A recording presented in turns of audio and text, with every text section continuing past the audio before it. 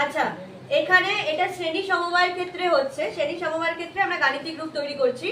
সেটা কি দেখ, প্রথমে এই যে তিনটে রোধ আছে R1 R2 R3, এবার এই প্রথম রোধের এইটা হচ্ছে বিভব, এটা হচ্ছে শেষের বিভব, মানে এটা প্রথম প্রান্ত, এটা ধর দ্বিতীয় প্রান্ত ধরলাম, কারণ আমরা মানে এই প্রথম আর দ্বিতীয় মানে একটা নিম্ন বিভব একটা উচ্চ বিভব এরকম ভাবে থাকবে। তো তো এটা হচ্ছে তাহলে VA, এই প্রান্তটার নাম VB, এটার প্রান্তের নাম VB, এটা VC, এটা VC, এটা হচ্ছে VD। তাহলে আমরা ওহমের সূত্র অনুযায়ী ফর্মুলা কি জানি, V = IR। এই সূত্রেই আমরা প্রত্যেকটা লিখব। এবার V, এইটার ক্ষেত্রে VA - VB = IR1।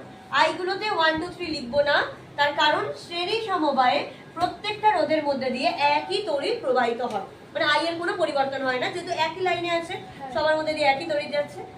এবার এই তিনটেকে ধর আমরা যদি প্লাস করি, 1 + 2 + 3 যদি করি, তাহলে এখানে কি হবে, VA - VB plus VB - VC plus VC - VD = IR1 plus IR2 plus IR3। এখানে দেখ VB VB কাটছে, VC VC কেটে গেল, তাহলে পড়ে আছে VA - VD। আর এখানে দেখ সবগুলো থেকে I কমন চলে যাচ্ছে, R1 plus R2 plus R3, এটাই পড়ে যাচ্ছে। তো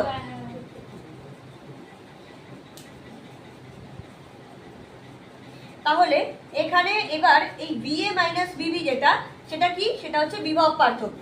দেখ পুরো রোধটা একসাথে পেয়ে গেলাম না, VA কোথায়, এখানে শুরু, আর VD কোনটা হচ্ছে এখানে, মানে একদম শুরু একদম শেষ, দুটো প্রান্তের হ্যাঁ আমরা বিভব পেয়ে গেলাম।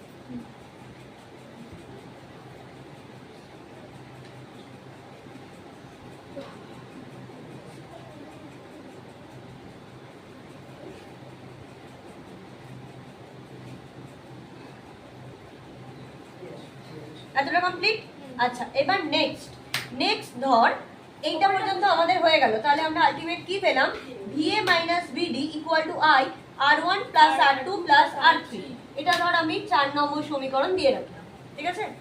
এবার এই পুরো যে সমবায়টার তুল্য রোধ, আমরা যেটা সমবায় হিসাবে করছিলাম, আমি ধরে নিলাম এটার পুরোটার তুল্য রোধ